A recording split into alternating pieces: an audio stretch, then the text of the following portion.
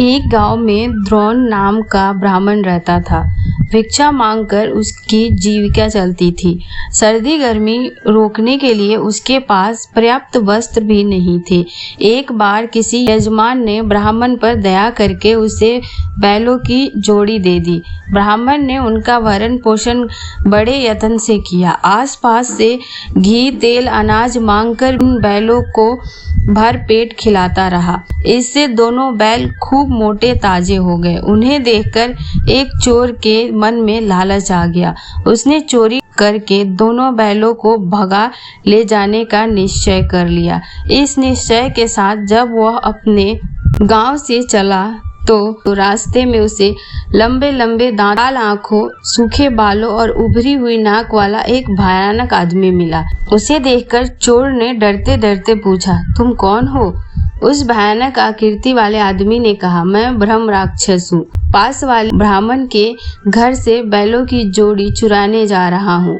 राक्षस ने कहा, मित्र, पिछले 6 दिनों से मैंने कुछ भी नहीं खाया। चलो आज उस ब्राह्मण को मारकर ही भूख मिटाऊंगा। हम दोनों ही मार्ग की यात्री हैं। चलो साथ साथ चले।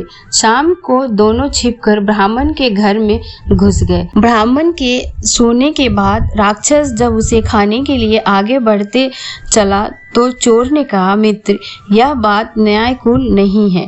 पहले मैं बैलों की जोड़ी चुरा लूं, तब तुम अपना काम करना। राक्षस ने कहा, कभी बैलों को चुराते हुए खटका हो गया और ब्राह्मण जग पड़ा तो अनर्थ हो जाएगा। मैं भूखा ही रह जाऊंगा।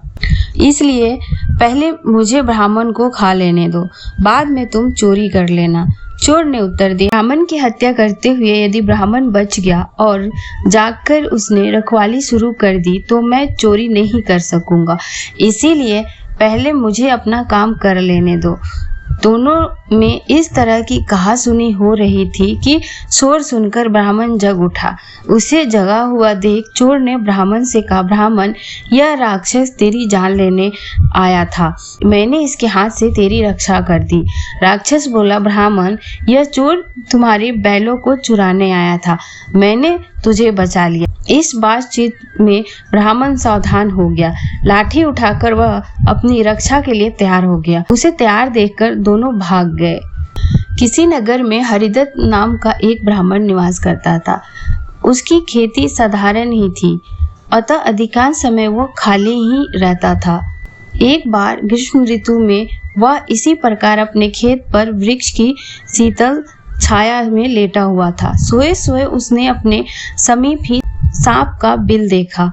उस पर सांप फैन फैलाए बैठा था।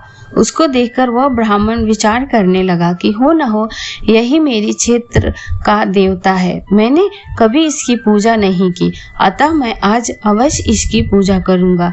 यह विचार मन में आते ही वह उठा और कहीं से जाकर दूध मांग लाया। उसने एक मिट्टी के बर्तन में रखा और बिल के समीप जाकर बोला, हे क्षेत्रपाल, आज तक मुझे आपके विषय में मालूम नहीं था, इसीलिए मैं किसी प्रकार की पूजा अर्चना नहीं कर पाया। आप मेरे इस अपराध को क्षमा कर मुझे पर कृपा कीजिए और मुझे धन धान्य से समृद्धि कीजिए। इस प्रकार प्रार्थना करके उसने उस दूध को वहीं पर रख दिया और फिर अपने घर को लौट गया। दूसरे दिन प्रातःकाल जब वह अपने खेत पर आया तो सर्वप्रथम उसी स्थान पर गया।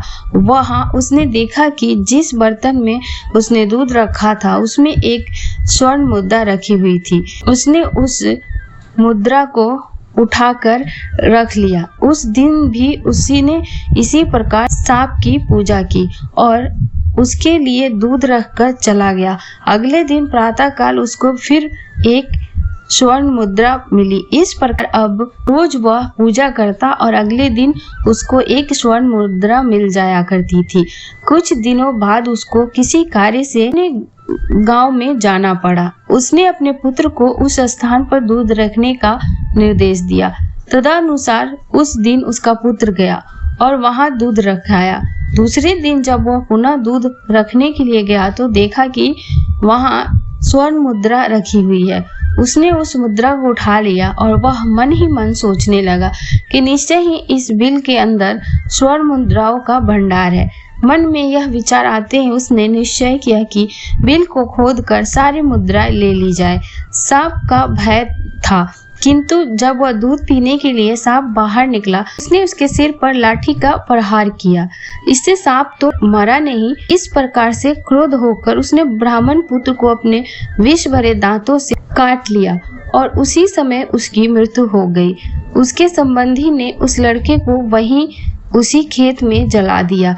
कहा जाता है, लालच का फल कभी भी मीठा नहीं होता है।